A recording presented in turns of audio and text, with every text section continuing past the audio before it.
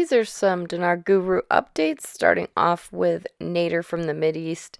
Since last Saturday, the police and man of law been running the streets in Baghdad and markets of Baghdad. You see a lot of cash in the streets. Everybody sells cash on the streets and everybody sells dinar and dollar.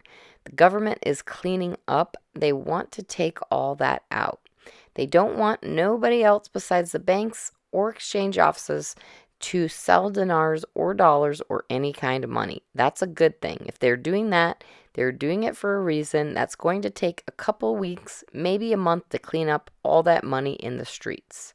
All right, Frank 26, Firefly, they're talking about budget. They're saying the next move is to strengthen the dinar after they now have the dollar under control. They keep talking about speeding up the budget because it's holding up the project and the projects are waiting on the budget. Frank says everything waits on the new exchange rate. Everything. All right, Mark Z via PDK, quote, 90 corruption arrests counterfeit money, unquote. Mark Z says the counterfeit money was 100 US dollar bills. They are counterfeiting US dollars in order to buy more dinar. They're cleaning that up in Iraq with over 90 arrests so far. They have made massive moves cleaning up corruption in Iraq over the last 24 hours. We are told this is important. They are cleaning things up for a reset in price. All right, Pimpy says Iraq had a chance to come out to Washington and the squeeze was put on them. Biden has put a crackdown on Iraq because it won't stop funding Iran. This is what happens when you get a coordinated framework in there. These are people who are loyal to Iran, not Iraq. That includes the Prime Minister forcing Biden and the United States Federal Reserve to put the squeeze on Iraq, and it's affecting their dinar. All right, Deepwood says there was a question posed due to the increase in the amounts of dollars, quote, sold at auction, unquote. Deepwood says, so why the increase of late? Possibly, we know the border ports are in full swing using their new electronic platforms. We know the shipping lanes have been upgraded and increasing imports just as the landlocked ports are. The country is getting all the bugs worked out of their new transparent platforms. This in turn is reducing corruption and smuggling. It's fair to say that an increase in the amounts is not only expected, but in this stage of the game, it's a good thing. This won't change until Iraq comes out with their new international rate and pretty new bills. Then you can say adios to the widespread use of the dollar. All right, Frank 26 says the Iraqi dinar is now going to go in the orbit internationally around the earth, and they're calling it the second important package.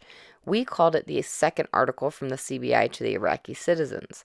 The monetary reform education has now graduated to this level.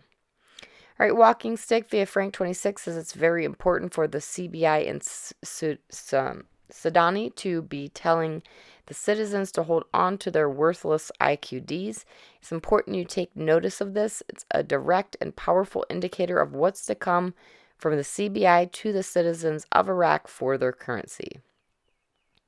All right, Hennig article quote, a leader in al-Assad sparks a dispute between al-Sadani and al-Maliki. In my opinion, al-Maliki is being Maliki again. I see any disagreement with Maliki as being a good thing. Maliki likes his power. When someone opposes him on that, it's generally needed. I like to see Sadani standing up to Maliki. It seems very positive. The more Sadani draws power away from Maliki, the better. Sadani ascending, Maliki descending. I like it. Paulette, and this is in response to Guru Deepwoods. Paulette says, perhaps, however, Iraq has clearly stated that imports only require a maximum of 60 million per day. The citizens are being encouraged to hold and use IQD. Where did the other 600 million plus go this week? It certainly didn't result in controlling the exchange rate as it still sits at 1530. Somebody is clearly desperate enough to pay a premium for USD and not willing to do it legally, as they can purchase direct through the banks at 1320. Many articles have stated that billions of dollars are siphoned out of Iraq into countries through the currency sales and that this theft has to end. Iraq has clearly stated that this excessive movement of USD is not a good thing. All right, Mark Z via PDK. I'm hearing fantastic things that came out of the meetings with Iraq, the Fed, and UST that they all agreed to, that all of the framework times, dates are settled, and that the cleanup of corruption in Iraq is going quicker than anticipated. I'm confident in saying this is well underway because of the number of confirmations I have gotten on money being positioned and in place. Now we wait to get a better idea on the timing. As far as I'm concerned, the countdown has started. Things are now moving forward. All right, Frank 26, Firefly bank friend, Middle East leaders want the IQD in their basket of currencies, and all these meetings they're doing with the USA, Feds, Treasury, none of this would happen unless we were going to an international rate. Watch for 1190 to come into play. Frank says this is a smart bank friend. Seriously, everything you see, everything you read, and you're not going to float, then why the heck did you spend so much energy, so much time to explain to the citizens, to educate them that you were going to? Why would they go through with this if they're not going to float the currency? Of course they are. Pimpy article quote, urgent, the governor of the central bank reveals the secrets of the dollar's devaluation and the reason for its rise in the market, unquote. Pimpy says he's saying there's no reason to change the Iraqi dinar rate anymore. He goes on to say anybody who wants an increase in the dinar versus the dollar must be wanting it for nefarious reasons. And lastly, Mark Z via PDK question, Mark, are you still hearing Iraq will make a move around the 18th or 24th? Mark's answer is yes, I am still hearing that.